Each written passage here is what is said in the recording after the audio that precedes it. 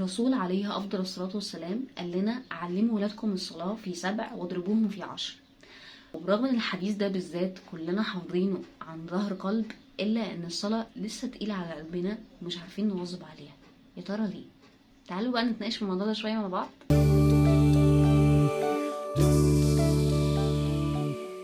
أنا أمنية فريحة، والنهاردة حلقة جديدة مع بعض. حابة أتكلم معاكم عن الصلاة، وأول حاجة حابة أبتدي بيها هي المعنى الصحيح للحديث ده.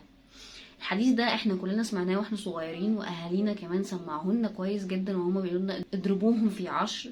بس الرسول هنا ما كانش يقصد اضربوهم بمعنى عنفوهم، هي اضربوهم بمعنى زعلوا منهم او خصموهم بشكل لطيف وسلس مقنع اكتر لحياة الرسول او لشخصية الرسول.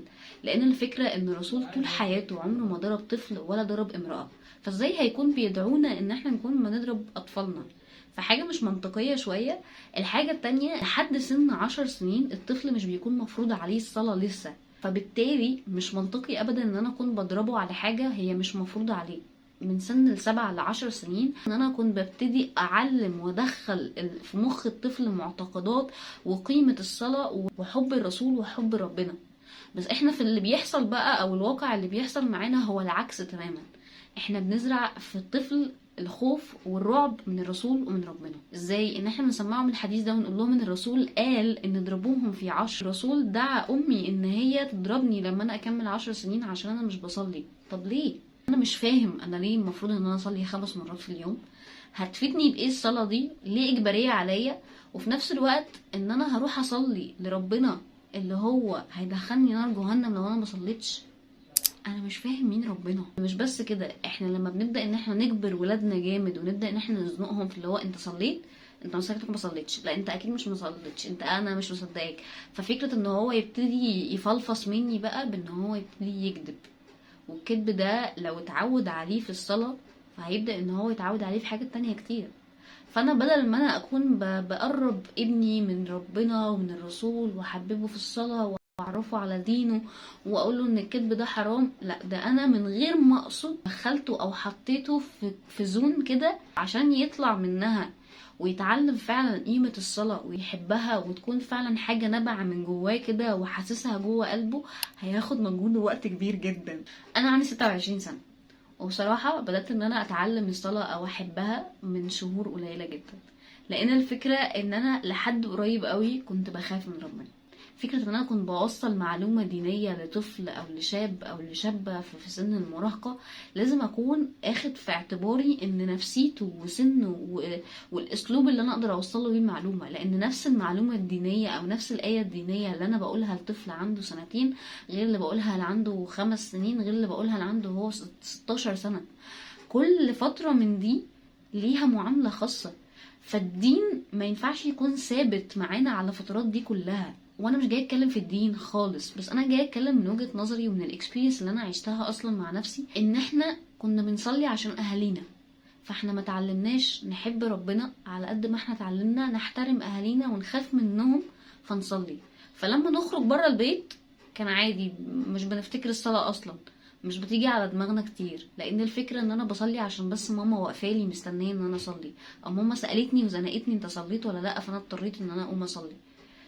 مفيش حاجه من جوايا بتخليني ان انا اللي اقوم وعافر عشان اصلي، واعرف ان انا مش هينفع يعدي اليوم من غير ما اكون بصلي الفرض اللي عليا. واحنا ككبار بجد بشوف مئات بل الاف الفيديوهات من الناس اللي بتحاول ان هي تنقل الاكسبيرينس بتاعتها للناس اللي حواليها، ان هم ازاي يلتزموا في الصلاه، ازاي ينتظموا في الصلاه. لان ناس كتير جدا بجد بتبقى عايزه ان هي عارفه ان الصلاه عماد الدين، وعارفه ان الصلاه هي ركن من اركان الاسلام واهم حاجه في ديننا، وان ما ينفعش حد مسلم ما يكونش بيصلي. ومع ذلك الموضوع مش سهل. وبنبدا ان احنا بقى ندي تابس وتراكس في الموضوع، اللي هو بص انا كل ما ادخل التويليت هتوضى علشان اكون دايما متوضيه، انا هعمل لنفسي ركن كده في البيت علشان خاطر ان انا اول ما اشوفه افتكر الصلاه، انا هعمل ابلكيشن والارم كل ما الصلاه تبقى الاذان بيدن هفتكر على طول.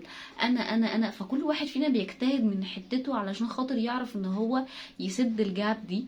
بس الفكره ان احنا من وجهه نظري يعني المتواضعه لو قبلتوها مني، انه لو انا ما حلتش المشكله من جذورها فهفضل طول الوقت بجري حوالين نفسي ان انا الزم نفسي واجبرها ان هي تصلي.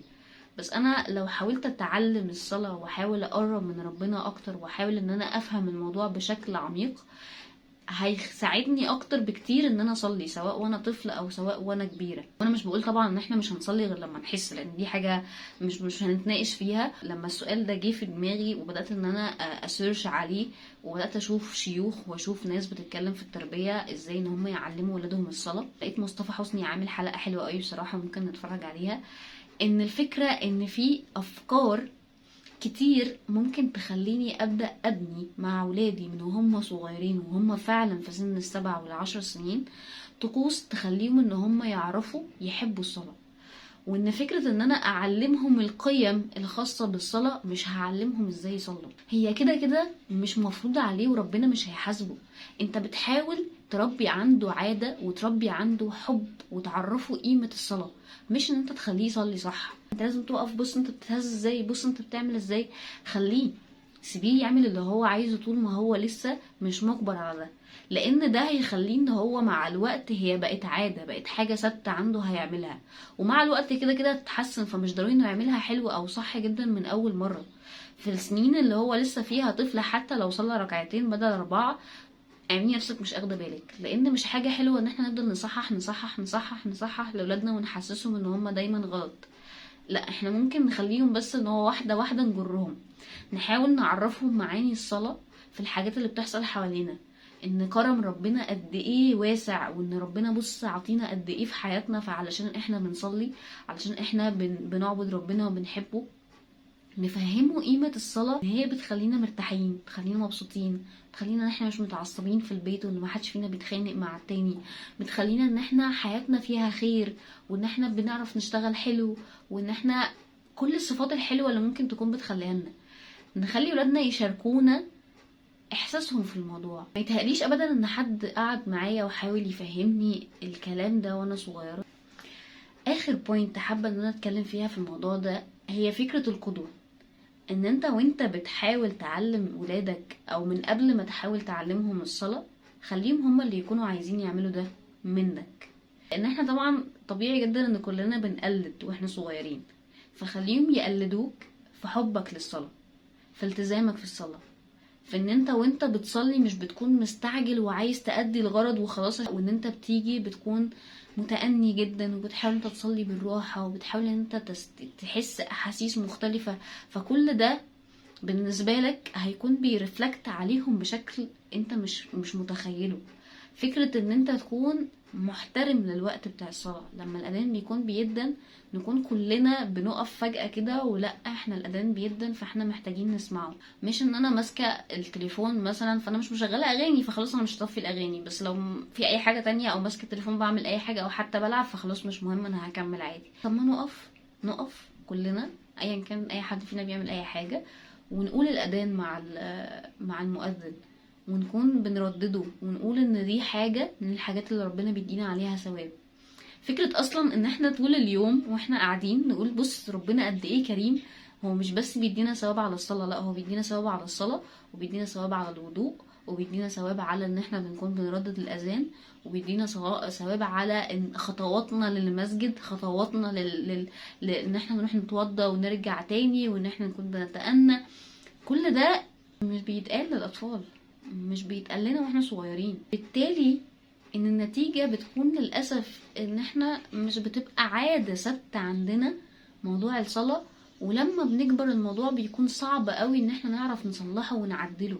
فالحلقة دي لو في اي اب وام اتفرجوا عليها، فانا بدعوكم ان انتوا بجد تتعلموا ازاي ممكن تعلموا ولادكم الصلاة عن طريق علم التربية، لان مش كل حاجة بتكون بالغصب ومش كل حاجة احنا ممكن نكون عارفينها. فان احنا نكون معترفين ان احنا ناقصنا حاجة او ان احنا محتاجين نفهم اكتر ازاي ممكن نتعامل مع ولادنا في مختلف الاعمار، لان كل عمر مختلف تماما عن العمر اللي بعده، في ان انا اكون بعلمه الصلاه ازاي او بفهمها له ازاي او بوضحها له ازاي. مهم قوي ان انتوا تكونوا بتقربوا من ولادكم، مهم قوي ان انتوا تكونوا بتفهموهم وتحاولوا ان انتوا تدوهم حريتهم، وان هم فعلا يكونوا عايزين يصلوا من نفسهم، لان ربنا امركم ان انتوا تذكروهم، ما امركوش ان انتوا تسيطروا عليهم وتجبروهم ان هم يصلوا.